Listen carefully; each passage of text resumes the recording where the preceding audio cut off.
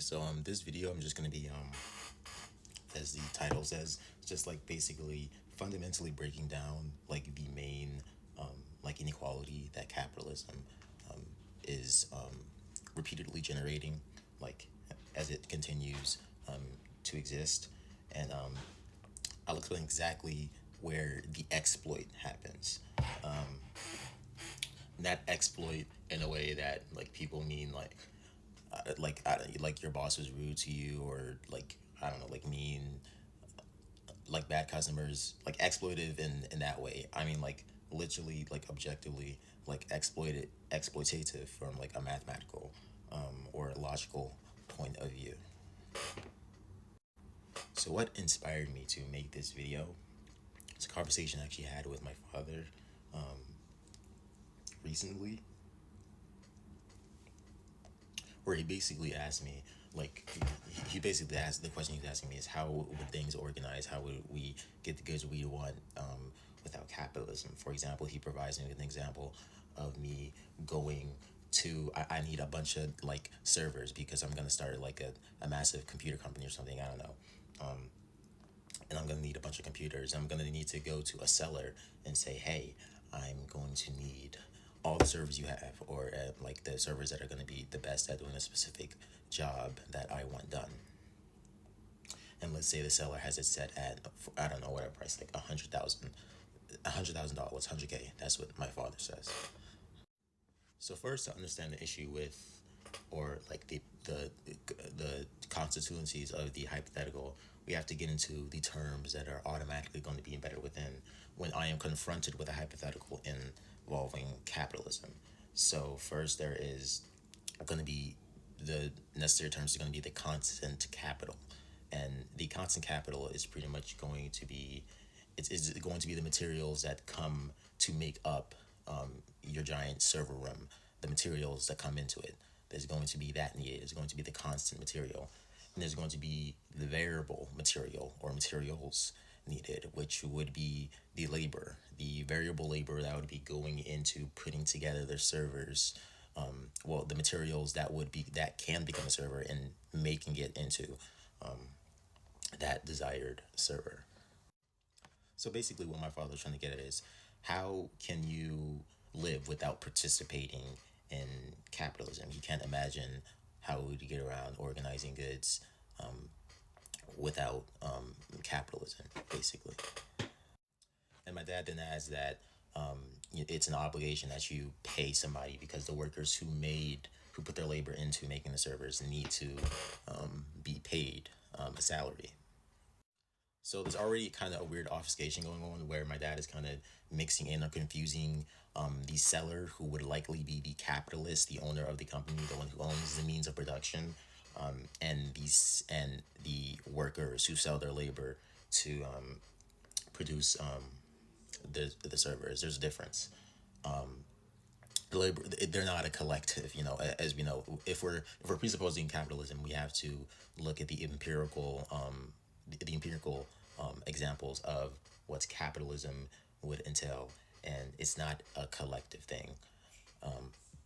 So we have to understand that there are multiple stages during the development of this labor. So there's the capitalist who has the means of production, who has the materials to make the servers. He brings it forward. He says, "Hey, workers. Hey, people who know how to fidget with technology and shit, who know how to build servers. I'll pay you X and Y to build these servers, and yeah, I'll pay you a certain dollar amount per hour, and this is going to add up to a certain dollar amount annually, and that is how much you'll be making while working under my company." So what happens is during that process, the constant materials, which already costed a certain amount they already have their representative capital character ascribed to them. That plus the variable labor, which as well must have a capital character ascribed to it, because the capitalist must repay the workers. He must pay them to sustain them so they can be able to appear back in the process as a mechanism, a cog, as conscious employment. So they are too going to be the variable capital, another character of capital involved in exchange, the process. And when you add those two together, you get the full capital amount of the product. You get the full capital amount of the product, the output, basically. And then there's the next stage, because as we know, like capitalism isn't in there. It becomes a capitalist exchange when that person who had paid those workers to build the servers takes those servers, those now built servers, and resells them.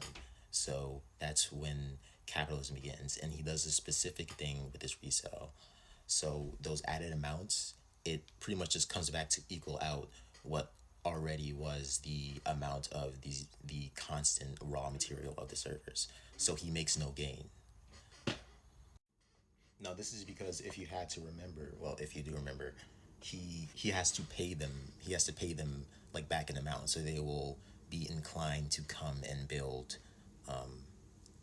his server runs for him. So he has to pay a certain amount back. So he's going to lose some money in that respect. So with all of that, if we've acknowledged that all of that is now shit, let me this light is so horrible. If we like acknowledge that all of that is pretty much it is the soul, the main mechanism going on of capitalism, and that is the whole process through, then it automatically must assume an inequality. It automatically must assume that there is somebody who is going to have the resources, who's going to have the means of production, who's going to have overwhelming access to the means of production to basically which has the potential to become a product, and then there's going to be those who can sell their labor, and then that labor is going to become appropriated and gets added as surplus to this person who already started off only the means of production, to where they're making a surplus amount, to where they can now, like with that amount, they can now once again rebuy the means of productions, including the variable labor curtailed within, to once again reinstantiate, which would be the cycle, which would be his capitalist good.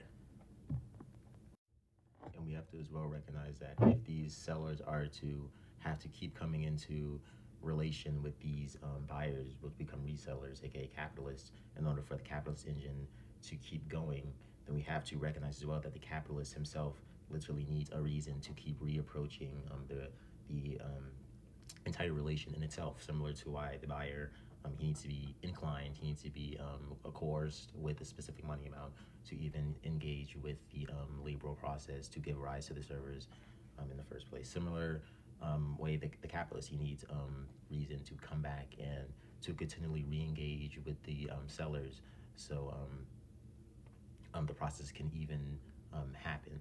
So there can be a reason. So there can be a reason for it even occurring.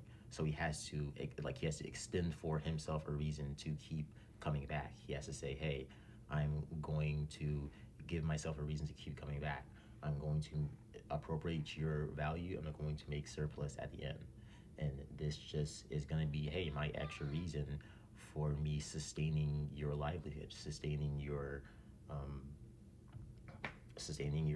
labor that just happens to be available, so my gigantic server rooms can be built, and I'm gonna have all the rest of surplus, and that's how it goes. But this is where we have to get into kind of the false dichotomy that capitalism ignores. It is the way that the means of production have to be organized in themselves. It's the case that the capitalists, in this relation, in this intercourse that's happening, they would be the ones who are manipulating, they're controlling, they're holding hostage the means of production in a certain manner, to where they have to continually be organized in this way, even when they really don't. Like, they could be organized in a more ethical, sustainable way, but we're going to organize them in this way so we can keep using this logical exploitative system that keeps giving rise to the surplus value that's going to keep making me richer at the end of the exchange. So yeah. By the way, I have a monograph where I write an entire hypothetical. I wrote like two hypotheticals. It'll be in the bio or whatever. I don't know.